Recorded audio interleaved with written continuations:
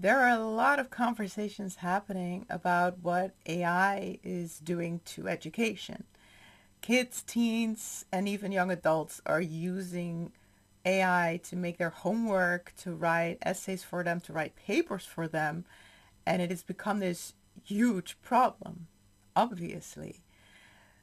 But one thing that, in my opinion, is being left out of this conversation is something very fundamental, which is why do kids feel the need to not do their own homework? Shouldn't they be enjoying learning? Isn't learning the most exciting thing you can do?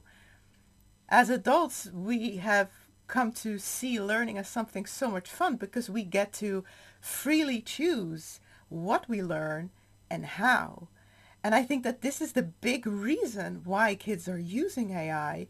They are not learning from their free will, they feel obligated to. And so their survival instinct comes in and has them escape as soon as they can.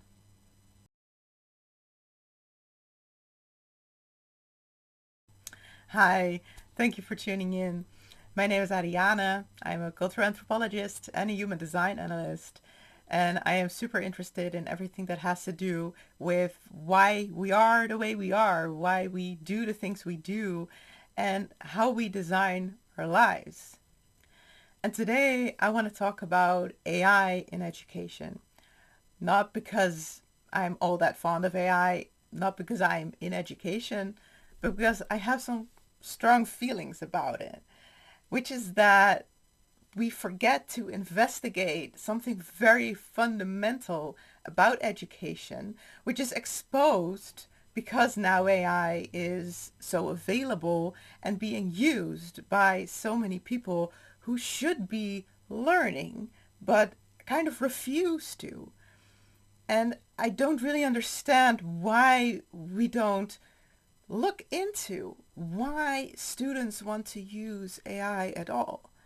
Because the point of education is to absorb new knowledge, new skills, new perspectives. Education is supposed to excite us. It's supposed to fill us with life. There's nothing more amazing than discovering new things.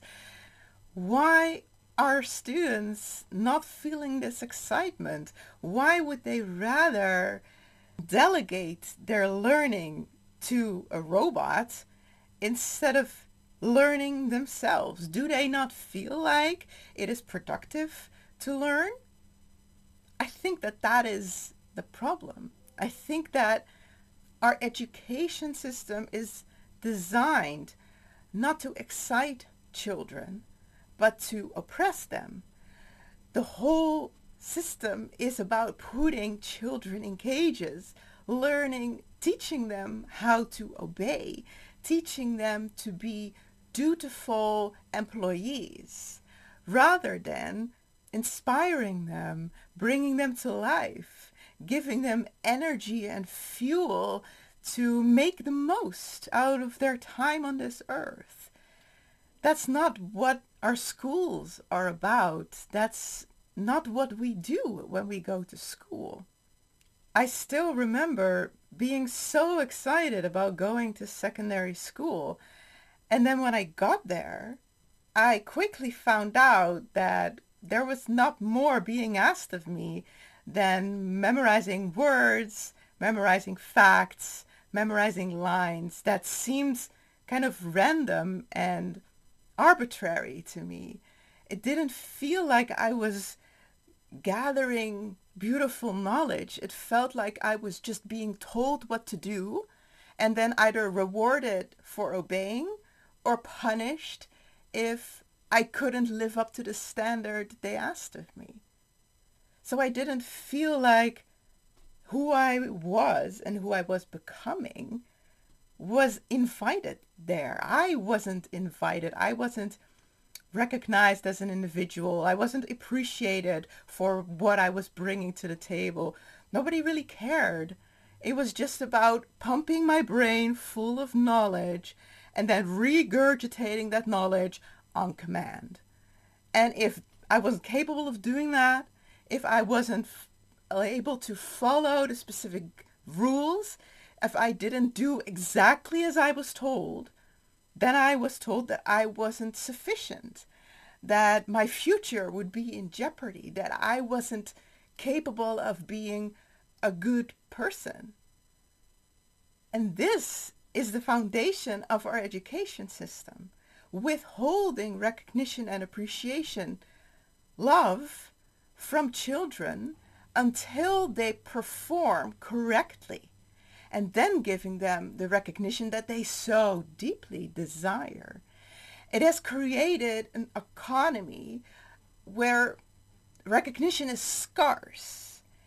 It is a scarcity. We all desire so much to be seen and appreciated, but we are not, because we are withholding it from one another until the other person fulfills the conditions on which we give our recognition. This is how our entire economy is designed, and the education system prepares us for it. It takes eager, excited, playful children and squeezes them into this system where they understand that they will have to perform in a certain way in order to be allowed to exist. Because it really, the stakes really are that high. If you don't perform according to those very, very specific terms, your livelihood is in danger. If you don't make money, you can't afford a house, you can't afford food, then it might actually be over.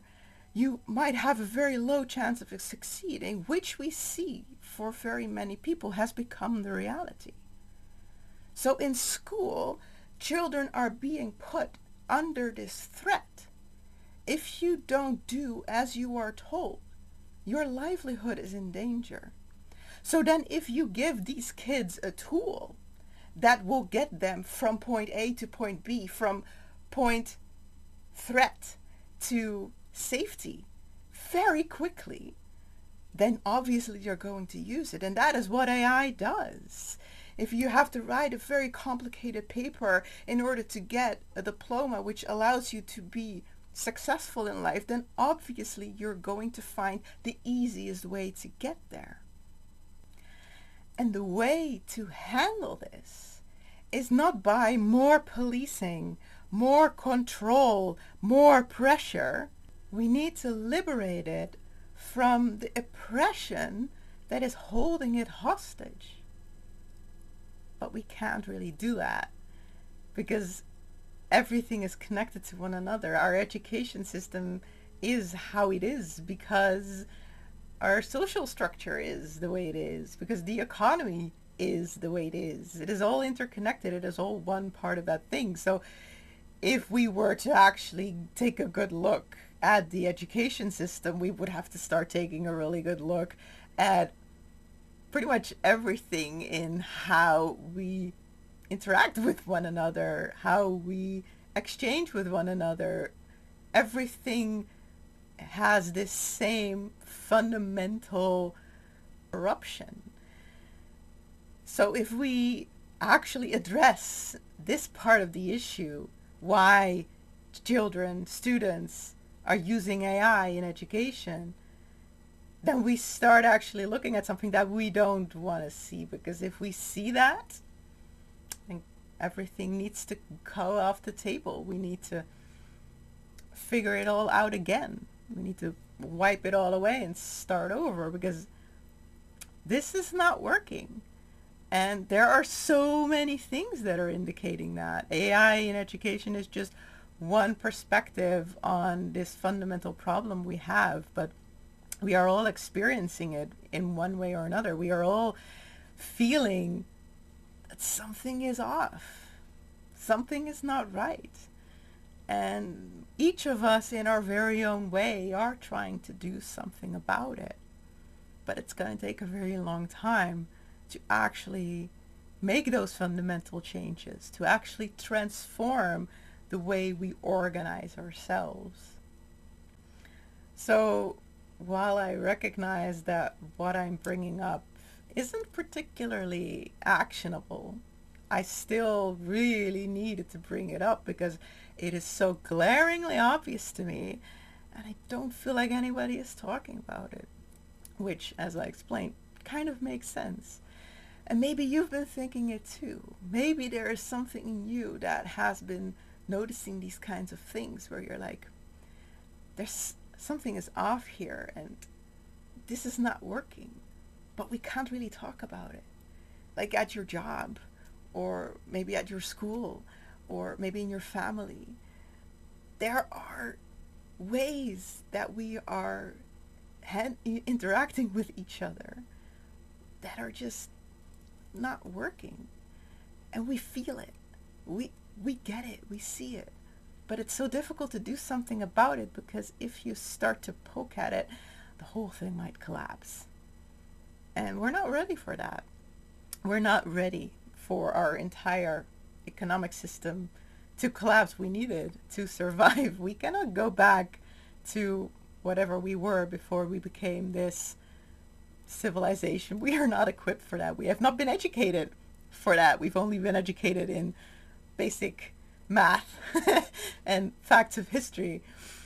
We need to fundamentally learn a new way of building a civilization, and it's going to take a long time to transform that. So I can't leave you with much of a hopeful note, but I feel grateful that you're here, and that we can have this conversation right now. If you want to share more about your perspective, it's very welcome. You can leave a comment or you can send me a message in any way. And in the meantime, I will see you in the next one.